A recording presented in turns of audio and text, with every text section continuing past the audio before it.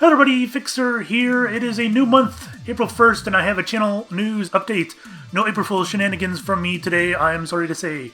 Anyways, thanks to the interest-free loan I gave Uncle Sam, I was able to build myself a new computer. My old computer wasn't a bad computer, but it wasn't enough for me to record 60 FPS on some of the nicer, graphically pleasing games. So I got me a new one. I will put a link in the description, maybe on the video here too, to the PC part picker so you can go take a look exactly what I put in it. It's got prices too, but those aren't the prices I paid. Those are just current prices. But if you want to skip over this, I'll put a link up as well so you can just skip over this if you don't like to hear about computer stuff and you just want to hear about games. This won't take too long though. So I got me an i7 6700K processor. That one, it was a tough call for me between the 6600K and the 6700K. The 6600K has a better value. You can get it for fairly cheap, relatively speaking. And the 6700K has been overpriced for a while now because of a limited supply. But I got a decent deal. The price came down a little bit on it, and I got a decent deal on it. So I jumped on it, and I did overclock it. It comes out of the box at 4.0 gigahertz, and I overclocked it to 4.6 gigahertz. And running at 1.33 volts, which was pretty good. I got it actually up to 4.8, and I just couldn't get it stable. And after a while, I dropped it down to 4.7, couldn't get it stable. Well, it was fairly stable, but I got a crash during a render, and that's no bueno. I got to be able to render. That's the whole point of this, right? I dropped it down to 4.6, and I've seemed to have no problems whatsoever with it, so I'm happy. That's, what, a 15% increase or whatever. So, good news. Enjoyed it. I am cooling it, doing air cooling with a Thermalright True Spirit 140. This thing was a beast to put on there. I wish I had pictures for you guys while I was building it, but my camera on my cell phone does not work. It takes black pictures, so I couldn't document it for you. I wish I could have. But anyways, so this heatsink was giant. And it was a pain in the butt to get it on there, but most coolers are, I guess. But anyways, that's what I got cooling it. I mounted it on an MSI Z178 gaming motherboard. Now, this is too expensive of a motherboard. I don't spend that much on motherboards normally. I like to keep my motherboards at or under $100 or so. This one retails for $220, and I did not pay for that. I got a huge discount. I don't remember which site it was on. What site was that? I don't know. But I only paid like $130 for it, which I'm happy with. I would never pay $200 for a motherboard. Yeah, pretty much never. Anyways, moving on. Memory, I just got some Corsair Vengeance. I got 16 gigabyte. I don't think I'm going to need 32 gigabyte. I know I do lots of rendering and editing, but for me, I don't think I need it. I'm sticking with the 16 gigabyte for now. If I need to upgrade it later, I can. No big deal. DDR4 3000 memory, that is. You'll see it in the PC part picker. Video card. I got the PowerColor Radeon PCS Plus R9 390. So, of course, the question is, do you go NVIDIA or AMD when you do something like this, right? And I've been using AMD for a while. I don't have anything against the quality of NVIDIA cards at all. The top-end NVIDIA cards can outperform the AMD cards. AMD just generally has a better bang for the buck, and I needed bang for the buck for this build because I went with the 6700K. So I went for better bang for the buck, and I don't know, I just haven't been happy with NVIDIA's business practices lately and helping developers optimize games for their own cards while screwing over AMD cards. And yes, AMD is at fault as well for not providing the same service, but I don't know, I just have a hard time giving NVIDIA money for that. Anyways, silence was a high priority for this build, as you can already tell by, well, some of you can already tell by the cooler I went with. And this is the PCS Plus card, which has 3 fans on it, and it's a lot quieter than most cards of this model. I couldn't choose between this and the Sapphire one. I got this one for a better deal. Pretty much why I went with this one over the Sapphire. Alright, anyways.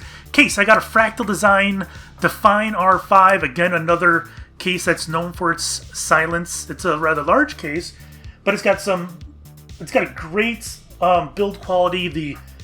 All the panels are lined with some sound deadener. Lovely case. I love it. And I got it for a lot cheaper too. I bought it about a month ago actually, in anticipation for this. Was it a month? I don't know. A few weeks. Anyways, really happy with that purchase. And finally, the power supply. I got an EVGA Supernova P2. It is an 850 watt, which I know is overkill, but when I went to go buy it, I only wanted the 750 watt, and the 850 had free shipping, and the 750 did not, which made them the same price in the end. So I'm like, screw it, I'll just get the 850. But it's a platinum certified power supply, which I'm very happy with, and it's fully modular, keeping the clutter down in the case. Another thing I'm very happy with. Anyways, I got this whole thing running, and it's dead silent, running on normal, and a couple times when I tax it, you can hear the fan a little bit, but long story short, it's a hell of a lot quieter than my other PC. Shouldn't be too much of a problem when I'm recording stuff, I hope. Anyways, so that is my new PC. Everything else I just reused. I have 2 monitors, I just reused those. I had Windows already, so I'm reusing that. My CD burner, I just used the old one, keyboard, mouse, all that stuff, I'm just reusing all the old stuff. Those are the only things that I purchased when I got my tax break. My tax return, not tax break. So anyways, moving on to games. Current series. I guess I'll start with Ragecraft 3, like I always do. Same old, same old. We're going to run one every day, every weekday until this is over. We are getting close to the end. I suspect that we have maybe a month left or so, and that's about it. We're getting there. Anyways, GeoGuessr, again, same thing. We run the vanilla on Wednesdays. We run the customs on Fridays. Sometimes we run 2 customs. That's not going to change. Minecraft Quest for Everything, that's going to keep on going. The Strangelands group is on our server. We're looking to grab every single item in Minecraft and close out the series. So I don't know how long that's going to last, but should be another couple weeks, I would think. Kona, still running that. That's still going. I don't know how much I have left in the game. I think I've reached the point where there is a content stoppage there. It's because it's still in early access. They still got a lot to put in there, and I think I've reached the end of that. But I do believe I have episodes recorded through the first 1 or 2 weeks of April, so you'll still be seeing that for a while. Tabletop Simulator, still running Secret Hitler and Super Fights. We haven't recorded any in a couple weeks, but as soon as we get another chance, we're going to record some more and get those up. Those aren't going anywhere. The Solus project. Now they got a new computer and I can record at 60 FPS, no problem. Solus project will be back. I'm not sure exactly when, but you should see it very soon. Again, Kentucky Route Zero. Rumors keep on going around. It should be here soon. It should be. I am putting my money on by the end of April, but I've been wrong before on that, so we'll see. As soon as it does come out, I will do it though. Void and Meddler, the rumor is that next episode will be out before the end of April. And if it is, I will jump all over that and get those up ASAP. Because it's a lovely game. It's very pretty, got amazing music, just a fun little game. And lastly, the next Strangelands Minecraft project, still working on that. I'm hoping that it'll go up once the quest for everything is complete. Or soon after. I don't know when. I'm still working on it. I had to stop working on it for a little while because my old computer was having issues running MC Edit. And but I got a new computer now, and I jumped back into it, and I've spent probably over the weekend maybe 15 hours on it. So it's getting there. It's taking me longer because I don't know a whole lot about what I'm doing. I'm playing this all by ear. And I don't know, I'm a little bit of a perfectionist. I get something started and then I get carried away and I go overboard on it, all that jazz. But anyways, it's getting done, and I want it to go up after the quest for everything. That's my hopes. All right, moving on to games that are coming up or new series. I don't like to promise new series unless I already have stuff recorded. So I'm breaking this down into two. When I go to decide on a game, I break down into two areas here. We got brand new games that come out. Those help your channel grow, right? You get a video up quickly, people can see it, the game is popular, everybody wants to learn about the game right now. That stuff gets you new members. It helps your channel grow. And that stuff I'm still going to decide on my own behind the scenes. But there's a lot of games that I want to LP that don't fall under that category.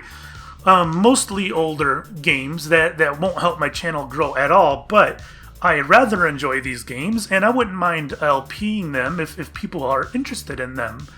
So what I'll do is I'm going to put up a straw poll. You guys can click on it and look through it and check any game that you think, hey, look at that, that'd be fun to watch. And it includes games like Monkey Island, all of them, Secret of Monkey Island specifically to start with, because that is the game that really got me into gaming way back in the day on PC, that is, because I grew up with a Nintendo and all that jazz. But as far as the PC goes, I grew up on Monkey Island and King's Quest and Leisure Suit Larry. But Monkey Island especially hit it home for me. It really was a big deal. And Ultima 6 or 7, Ultima 7 I think it was. I don't remember, 6. Those games really were a big deal to me, and I love Monkey Island. I've replayed it so many times, and I wouldn't even mind playing it again if you guys don't know much about it. So that's on the list, because it's one of my favorite games of all time. And I got Bastion on there, which was a lovely short game with pretty fun gameplay, gorgeous graphics, an amazing soundtrack, and amazing narration. When it comes to narration and video games, Bastion's top-notch, top-tier, possibly the best ever. I think Thomas Was Alone was also up there, and I got Thomas Was Alone on the list as well. So you'll see that, and that's just a little puzzle platformer. I don't normally like puzzle platformers, but Thomas Was Alone was an instant classic for me. That and Bastion, the narration is top-notch. Probably two of my favorite narrations ever in any game. So anyways, those are on the list. American Truck Simulator. I don't know. It's a nifty game, you know? You drive around. I thought maybe... I don't know. I thought maybe I could come up with topics to talk with and drive around, whatever. That's not entirely original. Lots and lots of people do that. I don't know. I don't know if people would be interested with that. Brothers, A Tale of Two Sons. Fantastic little game that tugs on your heartstrings a little bit. And I thought, you know, that'd be fun to play with a controller, because I played with a keyboard, and now I have a Steam controller, so it'd be interesting to do an LP with a controller for a change. So one of these Brother Tale of Two Sons is on there. Lovely little game. Super Hot, which is actually a fairly recent game. It's a first-person shooter, but it's like a puzzle game in that time only moves when you move. So if you stand still, everything freezes, and then you move a little, and time moves quicker and quicker, and you got to kill everybody using those mechanics. Really interesting game. So I got that up there. I think I might like to LP that. Undertale, which was a recent game that came out as well. I've already played a little bit of it and recorded a little bit of it, actually, and I just haven't continued it yet. I don't know if that's something people would want to see, but it looks very strange when you see the graphics. You're a little bit put off by it at first, because it does look like, I don't know, something that you would possibly see on a Super Nintendo or something like that. It's not terribly impressive, but it's absolutely charming. The graphics become charming, the music, the story, the characters are very charming indeed. And if you guys want to see Undertale, put a checkbox next to it. City Skylines, everybody knows the new city simulator. I have it, I've played, I put plenty of hours into it. I enjoy it. It's not without its flaws. The end game is pretty crappy, but it's still a fun game to build on. I like it. It's enjoyable. I just want to see if you guys would like it. FTL, a little roguelike game. It's a really fun game, really well made game that I cannot beat. I have never beaten that game, and I've played it a lot. I know how to play it, and I sometimes feel like I'm good, but for some reason I get to the end and I just take a shit. I don't know what's up with that. So if I do LP that game, you're probably not going to see me beat it, but it's a fun game nonetheless. Life is Strange, another story-driven game. It is episodic. I believe it is completely done now. I've only played the first episode, and I liked it. There's a lot of criticism about the dialogue being weird or maybe immature, and they're right, but they are teenagers. The game is focused around teenagers, and I can kind of understand it. It didn't bother me as much as it bothered everybody else. But anyways, I hear the story's pretty nifty. It's pretty strange, as the title suggests, and I thought maybe it would be something interesting to LP.